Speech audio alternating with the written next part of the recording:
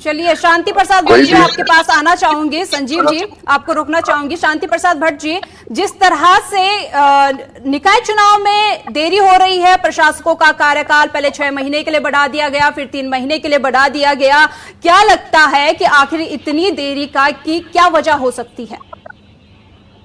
देखिए, समझने की जरूरत है। भारतीय जनता पार्टी ये अच्छी तरह समझ रही थी कि यदि लोकसभा चुनाव से पहले निकाय चुनाव होंगे तो इनके भ्रष्टाचार के कारण निकाय में इनकी हार होना तय था, उसका प्रभाव लोकसभा में पड़ता। इसलिए इन्होंने डर कर लोकतंत्र की हत्या करते हुए तय समय पर निकाय चुनाव नहीं किए। हम पूछना चाहते हैं कि जब 2 दिसंबर से पहले चुनाव होने थे उस समय पर तो कोई ऐसी दिक्कत नहीं थी, डबल इंजन की सरकार थी और उत्तराखंड के अंदर कोई ऐसी आपदा भी नहीं थी कि जिस कारण इनको चुनाव टालने थे। और निर्वाचन इकाई जो है, निर्वाचन आयोग की अपनी एक स्वतंत्र इकाई है। उस इकाई को पहले से पता था कि दिसंबर में चुनाव होने हैं तो जून में उनकी तैयारी पूरी हो जानी चाहिए थी। उन्होंने तैयारी नहीं की। इससे यह पता चलता है कि चुनाव आयोग भी सरकार के दबाव में काम कर रहा था उत्तराखंड।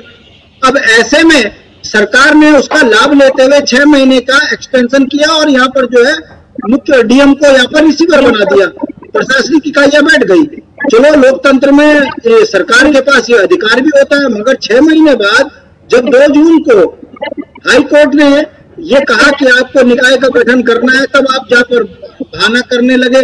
भाई, आपके यहाँ तो 19 अप्रैल को चुनाव खत्म हो गए थे, आपको अनुमति लेकर चुनाव करा लेना चाहिए था। जब हाईकोर्ट का आदेश था तो आपने यहाँ कौन सी आचार संहिता थी?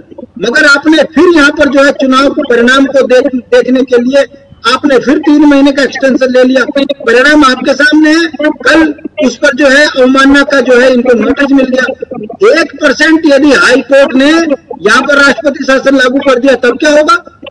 तब ये Bharatiya Janata party supreme court भागेगी। और मेरा कहने का मतलब है, कहीं हाई कोर्ट ने कह दिया और सुप्रीम कोर्ट ने भी कह दिया कि राष्ट्रपति शासन में ही जो है ये चुनाव होंगे, तब भारतीय जनता पार्टी किसको मुंह दिखाएगी? कहने का मतलब है, भारतीय जनता पार्टी लोकतंत्र की हत्या करते हुए केवल और केवल चुनाव जीतने के लिए पूरे तंत्रीय प्रणाली के ऊपर उंगली खड़ी कर रही है। और यही कारण है कि आज पूरे उत्तराखंड के अंदर चर्चा का विषय बना हुआ है कि भारतीय जनता पार्टी के पास यदि जो व्यवस्था नहीं थी, चुनाव आयोग तैयार नहीं था, तो ये 21 जून को इन्होंने विधानसभा के चुनाव की घोषणा कैसे कर दी? उसको भी 3 महीने डाल देते। कहने का मतलब है, यहाँ भारतीय जनता पार्टी की सोच और भारतीय जनता पार्टी की पोल जनता के बीच में खुल चुकी है। अभी एक डिबेट में जो है विद्वान वकील कह रहे थे कि ये तो राजनीतिक बेईमान पार्टी है भाजपा। इनको ये बताने में दिक्कत आ रही है कि 2 दिसंबर से पहले क्यों चुनाव नहीं कराए, वहां पर ये बता नहीं पा रहे हैं। तब वहां कह रहे हैं कि निर्वाचन आयोग की कमी थी, उनकी कमी के कारण ये नहीं हो पाया। हमारे यहाँ पर जो है ओबीसी का आरक्षण के लिए सीटें तय करनी थी, तो भाई 5 साल आप कर क्या रहे थे?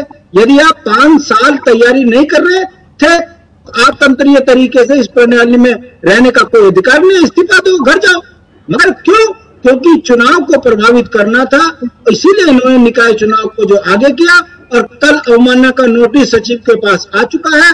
अब देखते हैं कल सचिव वहां पर क्या जवाब देते हैं। और यदि हाईकोर्ट की नजरें टेढ़ी हुई तो ये मान के चलिए 12 तारीख को कहीं उत्तराखंड में राष्ट्रपति शासन न लग जाए। हम फिर भी ये उम्मीद करते हैं कि हाईकोर्ट उनको फटकार लगा दे, ऐसी स्थिति पैदा उत्तराखंड में न हो जिससे उत्तराखंड में राजनीतिक संकट आए। आशीष जी, आवाज मिल रही है आपको?